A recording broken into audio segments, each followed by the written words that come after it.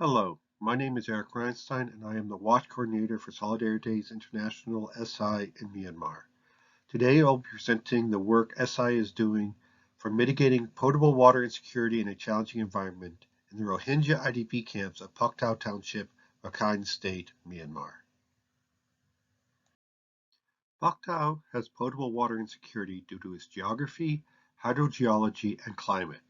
The geography is low coastal plains on islets surrounded by brackish and salt water.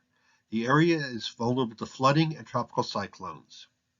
The hydrogeology makes fresh groundwater unavailable in many areas.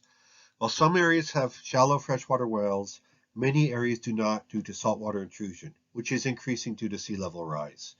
Deep freshwater aquifers have not been identified in the area. Hydrogeological surveys are being done, but they are not expected to find usable aquifers. Climate is an issue as the dry season means potable water is not available for parts of the year. Climate change is expected to increase the rainfall but also make the timing of the rainfall less predictable. Sea level rise is raising the water table and increasing saltwater intrusion. In 2012, the government of Myanmar gathered and segregated Rohingya into camps within specified townships. Bouquet is one of these townships. The Rohingya cannot leave the camps. Since 2021, government restrictions due to COVID-19 and the coup severely limit camp access by NGOs.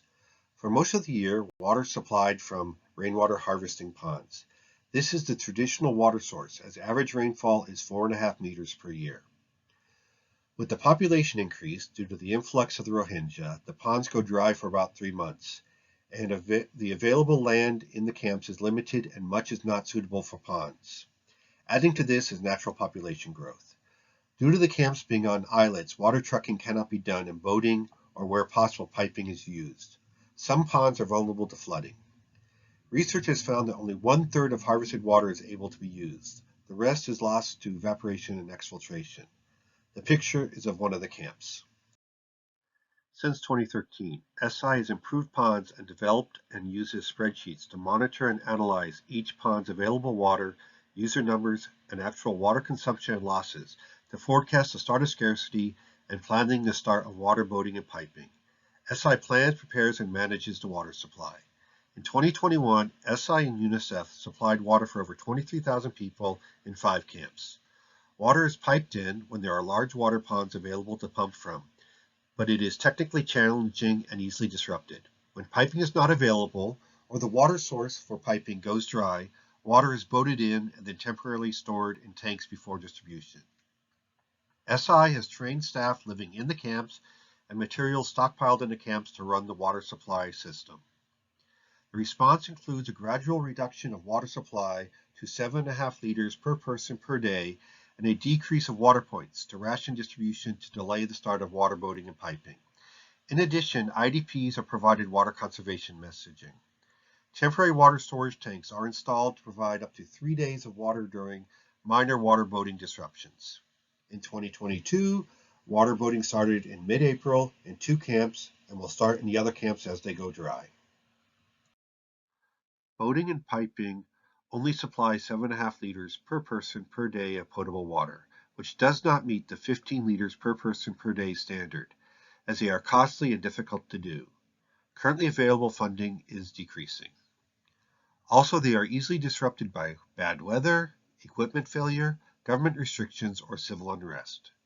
During the 2021 dry season, SI had to reduce potable water supply to 5.5 liters per person per day for 4 days due to minor weather-related disruptions. Already this year, SI had to use water from the emergency stock for 1 day due to a broken boat. Boating and piping require extensive planning, preparation, operations, and management work. Climate change is making the timing of the rains less predictable, which makes water scarcity planning and preparation more difficult. Also, storms during the dry season may disrupt water boating and thus the water supply in these camps. The picture shows a water boat and temporary storage tanks. Since 2021, government access restrictions due to COVID-19 and the coup severely limit INGO access to the camps. To decrease access issues, UNICEF hires the water boating contractor. From then on, SI works with UNICEF to plan and prepare the camps and the water boating contractor, and then manages the water supply for UNICEF. The amount of water supplied is limited, impacting personal hygiene, including menstrual hygiene, and public health, creating the right conditions for the spread of skin infections, COVID-19, acute watery diarrhea, and other diseases. It also increases tensions in the community. The picture shows a dry pond at the end of March this year. SI and other organizations are working to find solutions to this water scarcity problem. UNICEF has consultants investigating the problem in collaboration with SI and making solution recommendations. SI and other INGOs are piloting different solutions to find what works best. Due to the high rainfall, improved rainwater harvesting storage is the most practical solution. Proposed improvements include increasing the height and strength of pond dikes to make them more resilient to floods and inclement weather and to hold more water. Covering ponds to decrease evaporation. Several methods to this are being piloted. The picture shows a cover that SI is currently piloting. Increasing the size of ponds by removing dikes between neighboring ponds. Sealing pond bottoms to prevent water infiltration or exfiltration with clay, concrete, plastic, or other impermeable materials. Using brackish or salt water for hand washing and other non-potable uses. Picture shows a temporary holding pond with a cover and plastic tarp lining. Possible solutions but with issues. Due to land availability and suitability issues, it is difficult to build new ponds for rainwater harvesting in the camps. SI has had some success in building ponds in available areas outside the camps to pipe water to the camps, but available land is limited and the pipes are vulnerable to disruption. Collecting water from areas outside the camps and piping to existing ponds has the same issues as new ponds.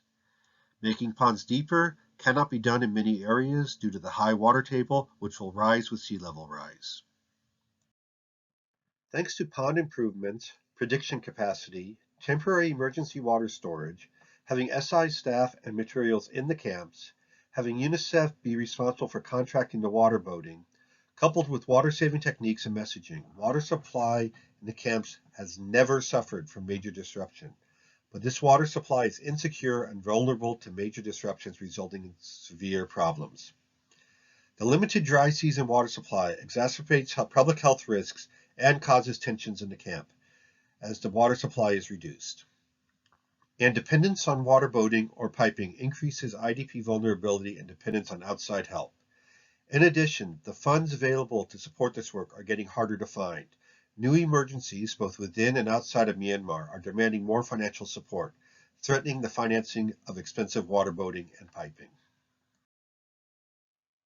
Due to the current and future issues with dry season potable water supply, a more resilient and self-sufficient solution must be developed and implemented.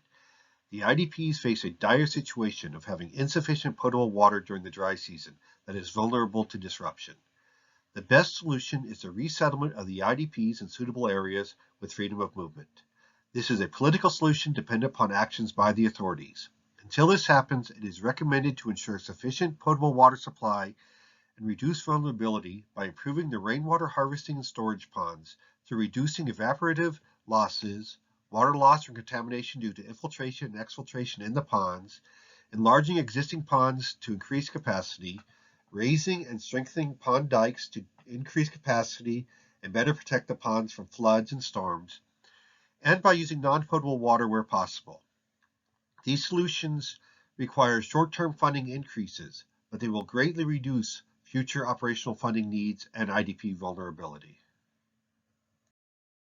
Thank you.